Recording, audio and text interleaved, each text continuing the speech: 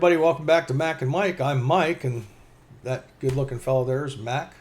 And today, you probably heard about it in the news all week. We're going to at least start out in this direction, a little discussion on Sydney Sweeney and the Eagle Jeans commercial.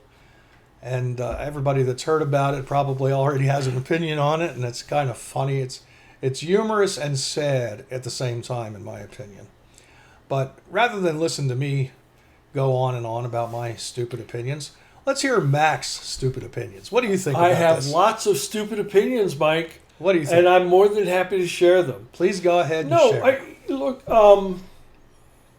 my brother Mike and I, we have this conversation all the time, and he never wants to talk about a topic that has already been discussed ad nauseum in the press, in the media, whether it's whether it's radio or talk show or podcast or video or television or over the air or cable or whatever streaming services. He never wants to talk about something that's been talked about before. But I wanted to talk about this, and Mike graciously, he is willing to endure my whims. See, when I saw this, I didn't know that Sydney Sweeney had done a jeans commercial for American Eagle jeans. And to be perfectly honest with you, when I think of a perfect American woman, Sydney Sweeney is not my personal vision of what a perfect American woman is, but she is blonde-haired and blue-eyed. And because of that, before I ever saw the jeans ad that Sydney Sweeney did to promote the jeans product, I heard all the complaints against it. The white privilege claim, the claim of, America or American Eagle is putting forth the blonde-haired, blue-eyed beauty as being the epitome of American womanhood, which is false and fallacious, and America has many more different versions, ethnicities, and colors of women, and no white woman with blonde hair and blue eyes should be held up as the ideal.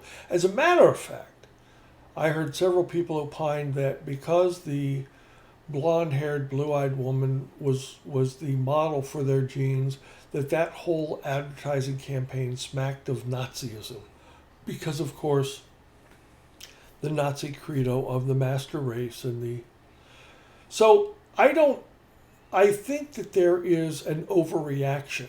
Not only is there an overreaction, but I think it's a fallacy what we're doing today. Mike, a few years ago, Sports Illustrated annually used to do a swimsuit model edition. And it always was during the winter time. And they came out with this swimsuit edition. And it was always some exotic location where these very beautiful women were wearing a very skimpy bikinis. Mm-hmm. And it was the single most purchased magazine of their entire series of Sports Illustrated, because all the guys wanted to buy sport. They didn't care about the baseball scores or the baseball winner. They wanted to see the girls in skimpy bikinis, and that is a very natural, masculine, American thing to do. We like pretty women. Hey, you're going to castigate men for looking at pretty women? So, they've downplayed that. But what I was going to tell you is several years ago, they had a transgender man who was pretending to be a woman who was in the Sports Illustrated swimsuit edition. Do you remember that? Yeah, I think I do. I heard something about it. Okay, I'm telling you that I looked at the pictures of the 4 swimsuit models they had. It was nearly impossible to tell which one was the natural-born male member of that swimsuit. Now, we've gone really far overboard since then. We've taken it. How many commercials have you seen for clothing that has very obvious overweight and obese individuals as their models? Yeah. Now, let me ask you a question. Mm-hmm. I don't want to castigate people who are overweight. I don't want to point them out. I don't want to criticize them. There may be many reasons why some people are or are not overweight. I do know that obesity is a health problem and it can shorten your life. And I think that if you have a health problem, you should recognize it as such and not necessarily celebrate it. But, and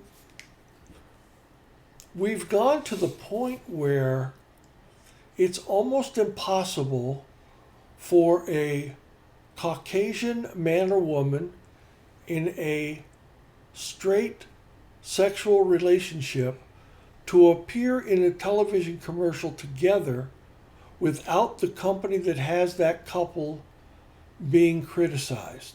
We can have all different other kinds of versions of that commercial. We can have mixed race couples. We can have significantly overweight couples. We can have people who are, fill in the blank. But there's an old adage in advertising, and it goes this way: sex sells.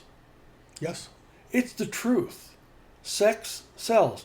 Do you remember when we were, I don't know if you remember this, there was a model when I was a much younger man. There was a model named Cindy Crawford. Mm-hmm. And Cindy Crawford was a very, very popular model. And I remember this one commercial in particular where these two young boys are leaning against a fence post.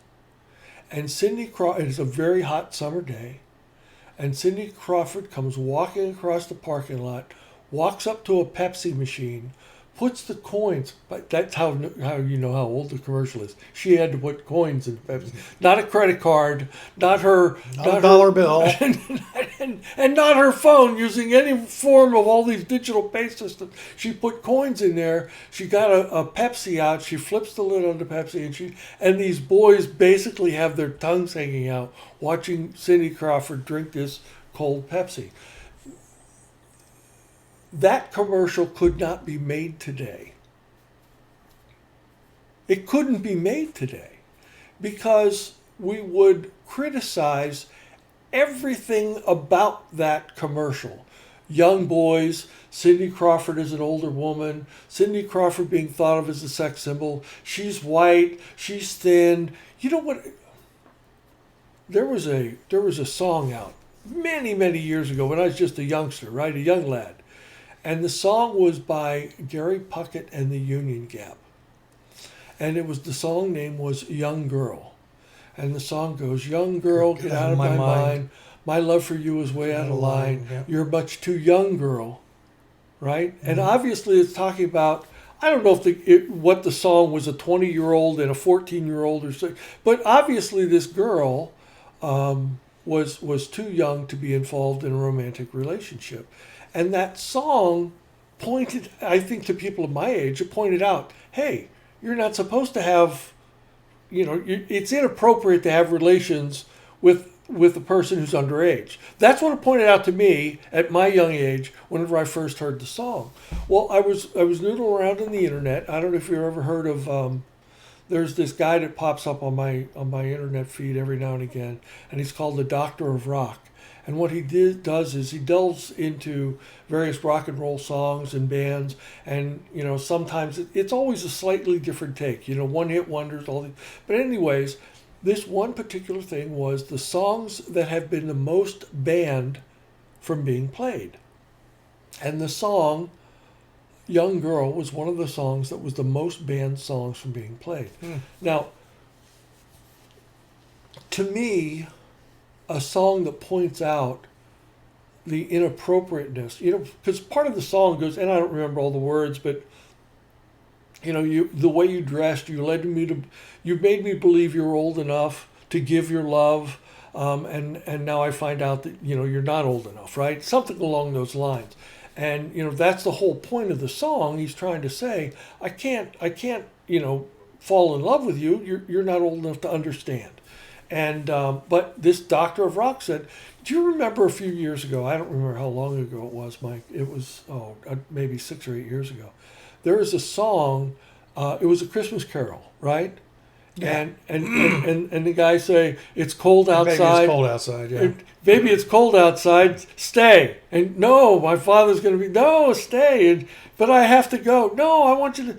And people were saying that was a movie about rape. A song about rape. How stupid can we possibly be when we take the American language, easily understood basic English language and turn it into something that it's not. You know, that guy, Baby It's Cold Outside, was not talking about getting that woman into his bed and raping her. He may have been talking about getting her to go to bed with him, but he certainly wasn't talking about rape. Right. It's the same thing with Gary Puckett and the Union Gap. He was admonishing, hey, you're too young. We can't be doing this.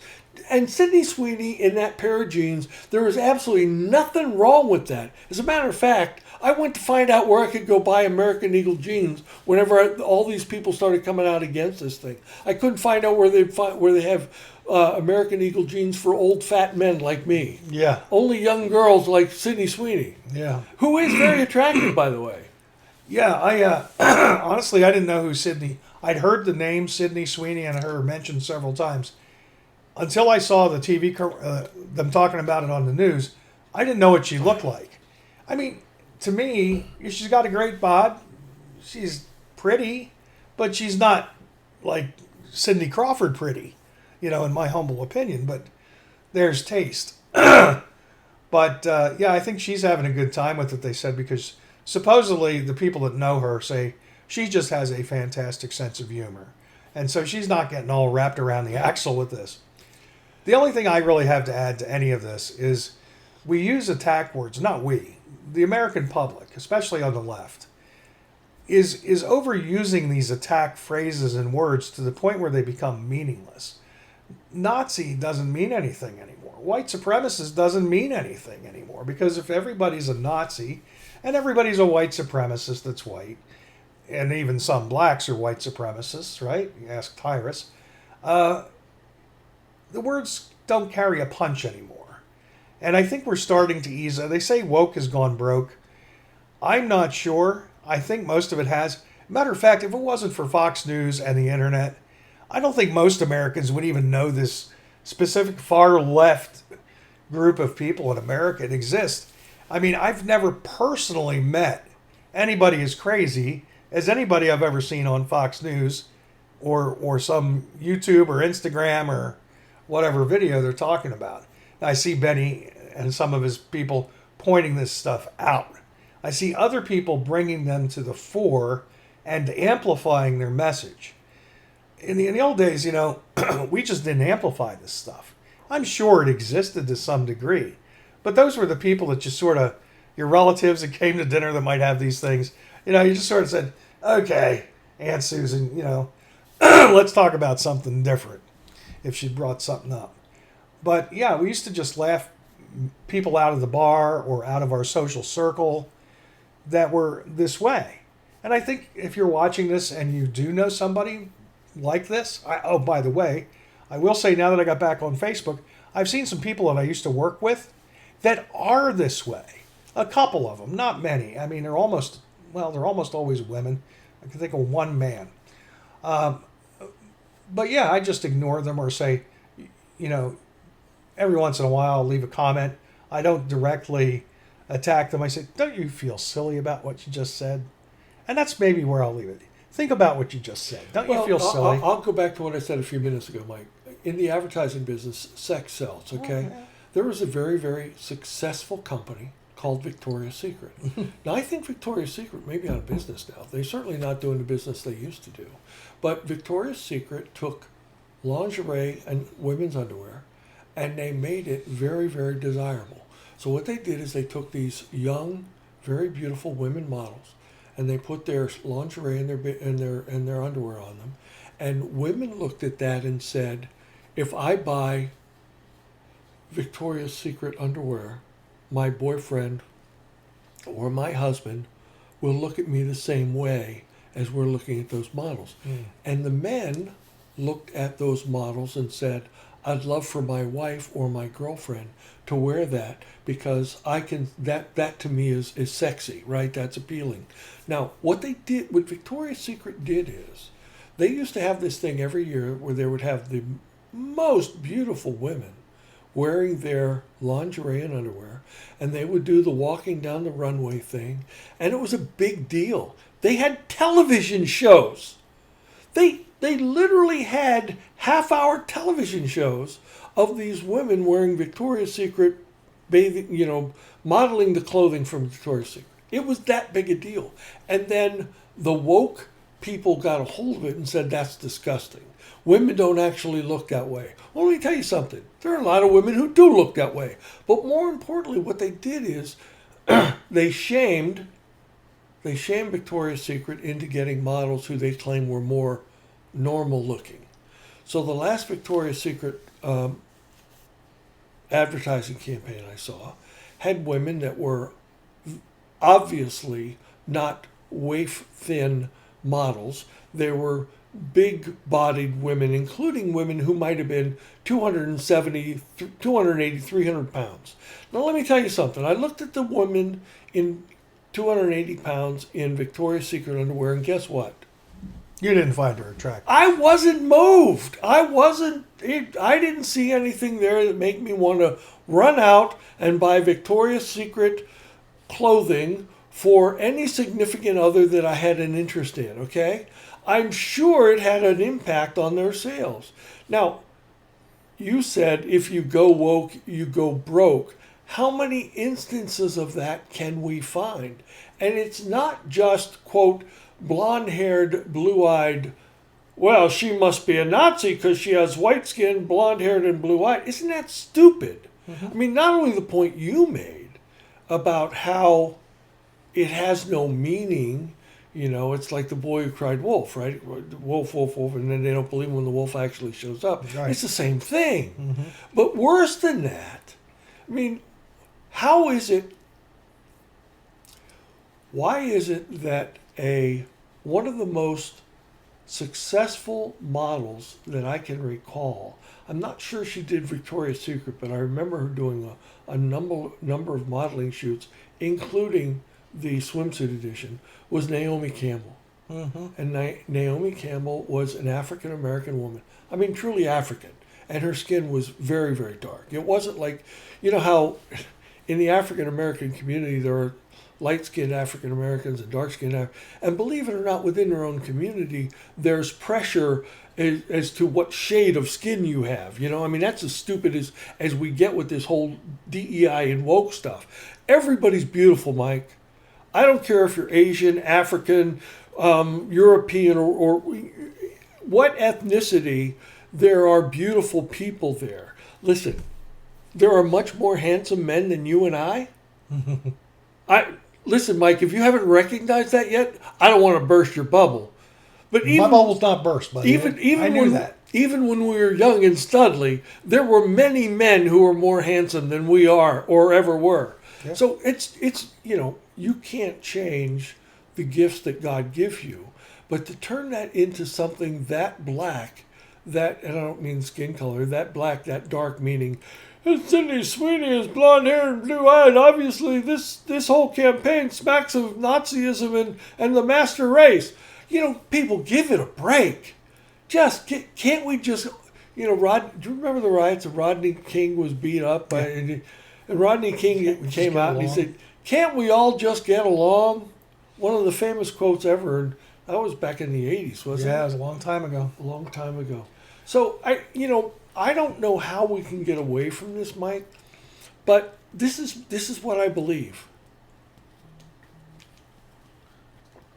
I believe when there are people who make comments like what they made comments about the American Eagle jeans commercial with Sydney Sweeney. And again, Sydney Sweeney is a perfectly attractive young lady. She would not, if I were her age, and I have no idea how old she was, she would not be the woman that I would pick out of a crowd. Okay, everyone has their own idea. And my buddy, he doesn't look at blondes a second time. He was only interested in brunettes, right? Yeah. And personally, I think redheads are pretty hot. You know. Yeah. So I'm not gonna go there about what individual chooses as far as what's super hot or very attractive or whatever. But the point I'm trying to make here is that when people say that using Sydney Sweeney, a white-skinned, blonde-haired, blue-eyed girl, is wrong because it evokes Nazism, then I will tell you that there's a significant number of people in the population who have white skin and they consider blonde-haired, blue-eyed women to be attractive, immediately they take an adversarial position to the people that are blaming blonde-haired, blue-eyed, white-skinned women for evoking Nazism. First, those blonde-haired, blue-eyed women can't do anything about who they are. That's who they are. They can't change it. But the people who hear that accusation hurled at that blonde-haired, blue-eyed woman, they get indignant at that. Wait a minute. Why can't white-skinned, blonde-haired, blue-eyed girls just be white-skinned, blue-eyed girls?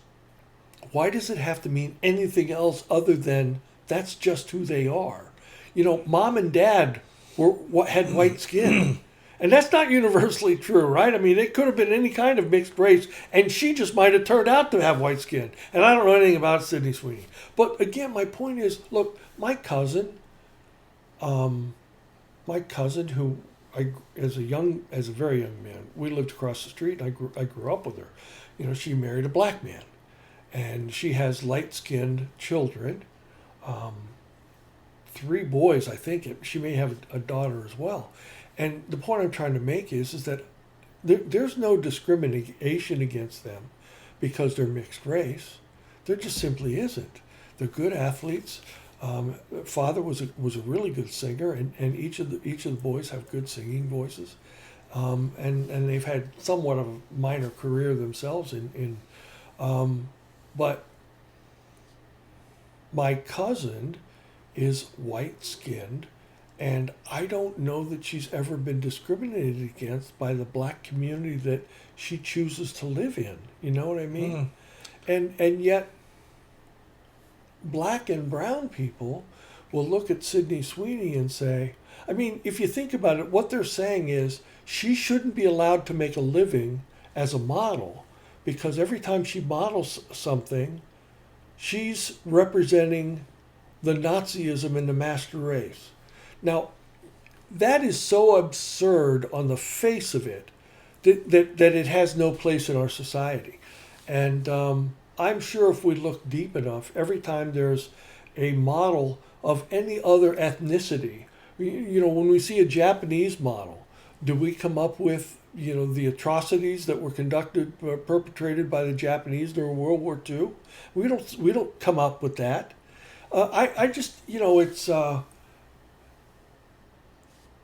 that kind of language and that kind of accusation drives wedges between the ethnicities and the races. It's not good for America. You know, when I was a kid, Mike, I'm talking too much. I want you to talk. But whenever I was a kid, our history books talked about, with all of the immigrants coming to this country, it talked about America as being the great melting pot. If you look at at many of the national mottos and national, you know, e pluribus unum, from many one. Mm-hmm. And you know, we have to have a national identity as Americans, whether we're black or white or brown or yellow or red or whatever, or any kind of mixture therein. My cousin Stanley married a Native American woman, and their child, he had one, was listed as being white. Was that right or wrong? My cousin Stanley's son was half white and half Native American Indian, what are Native American Indians considered? Are they considered white? Are they considered, you know, is there, I guess it's Native American, right? Yeah, I don't technically, know the answer. Technically they would be. There's the one drop rule. It depends on the state and history. A lot of history behind that. But the point is, we're the ones that designate and create these racial divisions. I mean, they don't biologically really exist because, like you said, there's a spectrum. Now, just really quick, you had an experience where, you know, there was no discrimination. My oldest stepdaughter, you know, I have a mixed race granddaughter. She has experienced problems with the black family. Not all of them. Some accept her and love her. And she is a beautiful and smart, intelligent young lady. Well, I'm not talking about the granddaughter. I'm talking about my daughter, stepdaughter. So the granddaughter I'm sorry. is accepted. The stepdaughter is not. Okay. In all cases, and in some. And I'm friends with some of the family. It's a big family. Yeah. So some of them, they know me too, And, I feel sorry for them, Mike. Yeah, when Brianna came to live with me for a while too, the grandmother, my counterpart, said, well, he's not blood because I'm a step, and it didn't matter. I think the real problem is he's a white man. And the one husband of my son-in-law's sister, so I don't know what that makes him, he was very straight with me. He said, Mike, blacks are way more prejudiced against whites than whites are against black. He said, that's just a fact. He said, I am black, I've been around black people my whole life, and I can tell you for certain, there is so much talk about you crackers and how, you're evil and you're devils, you're white devils. He said, now, we don't all obviously believe that, but we're in the minority. So the majority of black people, at least according to him, are racists. And the minority are not. So the vast majority of white people are not racists, and the minority, they truly are. So, again, if it wasn't for the hype that, news and social media gives all this entire subject, I don't think it would hardly exist. And we're talking about it. We're amplifying it. We're making the situation, frankly, in my humble opinion, worse by bringing it up again. Because, we're small potatoes. I'm not saying one minute on, Fox News is worth 20,000 hours of what you and I have to say. But again, it's really not a real problem, folks. It's not a real problem. I do think that the opinions of a couple of veterans who've lived their lives in this country and seeing the world change from the 1950s to the 2020s is a worthwhile opinion to review. But here's my point, Mike. I saw a television commercial for what was obviously a television program, and had more than one episode on the FX channel. And everyone in the commercial had black skin. They were African American. It was clear it was an African American series. And the one guy asked the other guy about something, and the guy responded, and the first guy says to him, I think you're being paranoid. And the second actor turns and looked at the camera with this, very stern face. He said, I'm a black man in America. Of course I'm paranoid. So that let me know everything I needed to know about that TV show. This is a TV show about African Americans who are victims, right? And I will tell you that I've lived a long time on this earth. I've had friends from a young age who look different than me, both black and brown. I've worked for men who were African Americans. I've had African Americans work for me. My father, believe it or not, in the Korean War, was an officer in what was then still a segregated unit. I mean, the officers were all white, and the enlisted and the NCOs were all African American. They had black skin. This is the 1950s, and we still had segregated units, So I have an understanding of the differences that we were talking today. And you mentioned to me about your grandmother saying something to you about a racist situation in everyday life. Mm-hmm. So does racism exist? Absolutely. But can we take an absolutely innocent jeans commercial with a young, attractive, white-skinned woman and say, because she has white skin, blonde hair, and blue eyes, American Eagle can't use her as a model because that smacks of the master race and Nazism. And what I'm telling you is that those people who want to carry victimhood to that level will never be able to live in a society that is e pluribus unum from many one. That's a very good point. Because they will separate themselves. Yeah, the 0.09% or whatever in America that are this way, that's 100% right. And if there's any of those 0.09% people out there listening to this, you should listen to what this guy just said. Because that is the key. You can't be happy if this is the lens through which you're looking at life all the time. I think that's a broader subject for the next time. The lens that we look at things. You and I look at things typically Sure. through the Christian lens. That's how I try to look at things. And there's, And we have similar backgrounds and similar histories. You're Irish, I'm Irish, or Yeah. I have a mixture in English and some Scotch and some other things. But my point is that we're white Europeans, and maybe our life is different than life experience. I had friends. I used to work in. I was working for a big company. I went to a training center in Philadelphia, and I met some African Americans who worked for the same company as me. And since I lived in a small town in central Pennsylvania, I had no idea the racism that these African Americans in Philadelphia faced on a daily basis. And we would sit at lunch and talk about it. And this one woman, very, very sweet lady, she baked me a sweet potato pie. It was the first time I'd eaten sweet potato pie. Let me tell you something. Sweet potato pie's got it going on, brother. They got it going on. So, but they would tell me about the kinds of circumstances that they ran into on a daily basis. I never experienced that. right, right. So I understand how they can be jaundiced because of the racism that they've actually experienced in their life. Yeah. And there's no place for that. No, There is no place for that. We're all equal in God's eyes, made in the image and likeness of Him.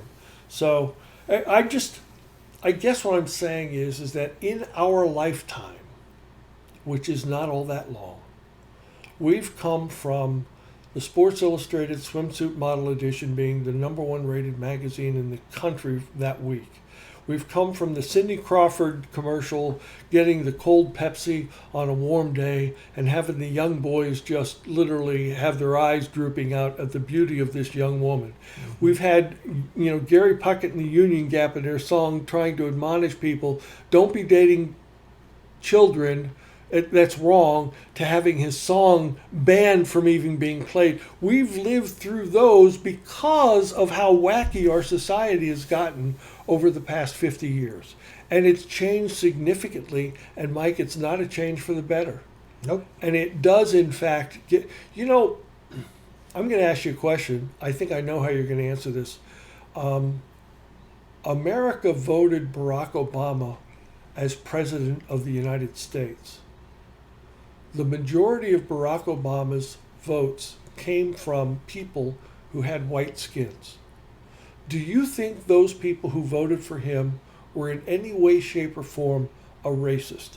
Mm-mm. If they were racist, they would not have voted for him, would he? Probably. Would they? Right. Okay. Now, here's the tough question. Barack Obama becomes president. He was president for 8 years. Are race relations in the United States of America better or worse after having Barack Obama as president for 8 years? I think they're worse, personally. Why? I don't know, except that, he didn't do a whole lot to heal and talk about us coming together. I think he sort of epitomized the racial disparities between people. He talked about it too much. The blacks didn't care for him, from what I understand. They said he didn't really do anything for them. And see, I think Do you remember to me, the it's beer summit? yeah, the cop, and the guy that was It was Connecticut, Yeah. or one of those little professor states. that got locked out of his black house. professor Yeah, going into his home. Yeah. There was a neighbor called and said somebody's trying to break in. Here, the black professor had forgotten his keys. yeah, He couldn't get into his house. The police responded. They asked who he was. They asked for identification. He refused to give them identification. Right. He said, it's none of your business. So they arrested him. And of course, when Barack Obama hears about it, the first thing he does, he comes on television. He said, Yes. I don't know. I don't have any of the facts, but the Boston police acted stupidly. right. Yeah, Do you I don't under- have the facts, but yeah. Do you understand how prejudicial that is? Right. He flat out admits, I don't have the facts, but the police acted stupidly. And how do you know they acted stupidly? Because you just told us Yeah, you don't know have the anything about facts. it. Yeah. So there's a reason why I think race relations. And then, of course, when I said the beer summit, do you remember Barack Obama invited the black professor and the white cop to come to, and it wasn't Boston, by the way, it was a suburb outside. Yeah. But it was and brought him to the White House, and they had a beer together, and that was supposed to make everything okay. And I think you're right, Mike. I think that now I don't know what forms of prejudice Barack Obama experienced himself as he was a young man in Hawaii and Kenya and in the United States, and then in Chicago when he worked for Michelle before they got married. And maybe there's a significant amount of prejudice experiences that he had that led him to believe that white-skinned policeman would automatically behave stupidly when he was interacting with a black man. I don't know the answer to that. But I guess what I'm saying is that we can't allow ourselves, white people, black people, brown people, yellow-skinned people, any group, any ethnicity cannot allow themselves to harbor those prejudices without knowing the truth. We have to know the facts before we claim Sidney Sweeney is a Nazi supremacist. Do you know what I mean? Yeah. Okay. I guess I'm done beating this subject up, Mike, and I probably talked too much. You got something to add to it?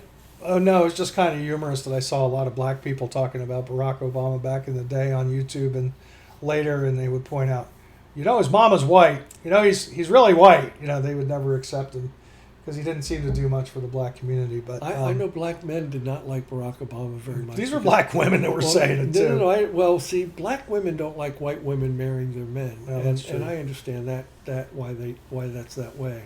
But, my point is that Barack Obama was not masculine enough for most black men who tend to be, as a general rule, tend to be as masculine as masculinity gets. So. Yeah. All right, Mac and Mike.